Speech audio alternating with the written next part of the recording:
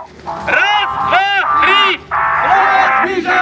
Sme radi, že sme prvýkrát na východe. Nika liga na dedine má svoju nejakú tradíciu a je o to obrovský záujem. Zažili sme to na konci marca na Ponikách.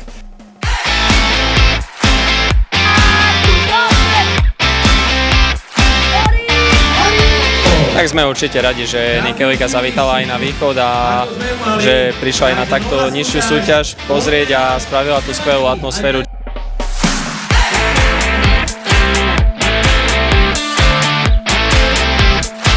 Sme veľmi radi, že sme sa dostali do takého projektu, jak je Nika liga. Znamená pre nás strašne veľa, veľkú prestíž.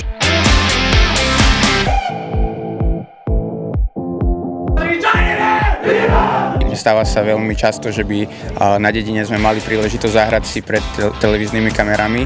O to viac je to pre nás motivačné, keďže bude derby.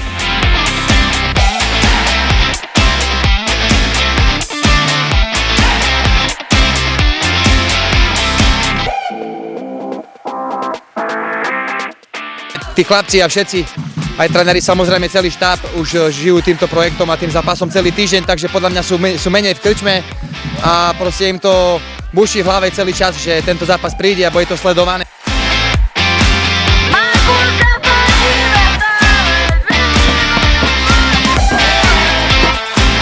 Bol to vynikajúci zážitok pre všetkých, či už pre mňa, alebo pre ostatných spoluhráčov, aj protihráčov. Zápas mal všetko to, čo malo byť, bola tam penálta červená, padli góly dve. A tento projekt dúfam, že bude pokračovať ďalej, lebo je to vynikajúca vec.